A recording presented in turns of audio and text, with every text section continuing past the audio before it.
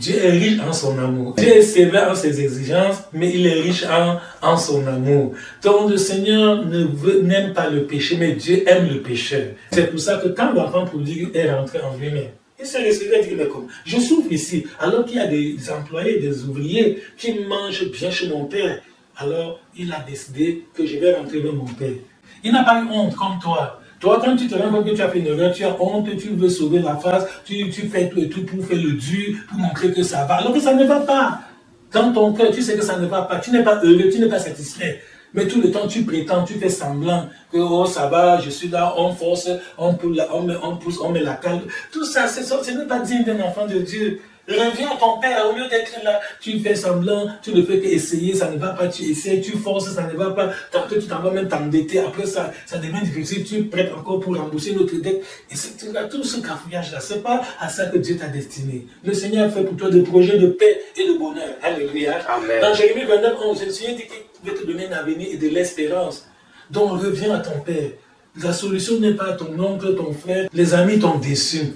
Les membres de famille t'ont abandonné, les relations t'ont fui. Aujourd'hui, tu as pris le téléphone, on ne te répond pas. Reviens à ton père.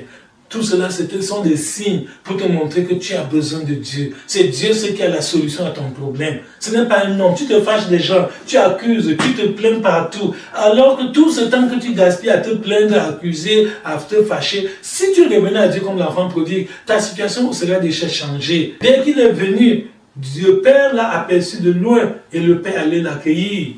Et le père l'a ramené à la maison. Le père ne sait pas, mais toi, tu avais mal fait, tu avais pris l'argent. Non. Dieu n'est pas comme ça. Dieu n'est pas rancunier. Le Seigneur est le Dieu de pardon, le Dieu de miséricorde. Autant les cieux sont élevés au-dessus de la terre, autant ses pensées sont élevées au-dessus de nos pensées. Et autant l'Orient est éloigné de l'Occident, autant le Seigneur est éloigné de nos péchés. Donc reviens à ton Père qui ne se lasse pas de pardonner. Dieu ne se fatigue jamais de pardonner quelqu'un. C'est les hommes qui se fatiguent de demander pardon à Dieu. Et finalement, ils périssent, ils souffrent. Parce qu'ils ne veulent plus demander pardon à Dieu. Parce qu'ils ont créé de fausses doctrines, disent que Dieu ne peut plus leur pardonner. Que Dieu les a rejetés, Dieu les a abandonnés, ils sont condamnés à l'enfer, qu'ils aillent seulement attendre le jour où l'enfer va les recevoir. Non!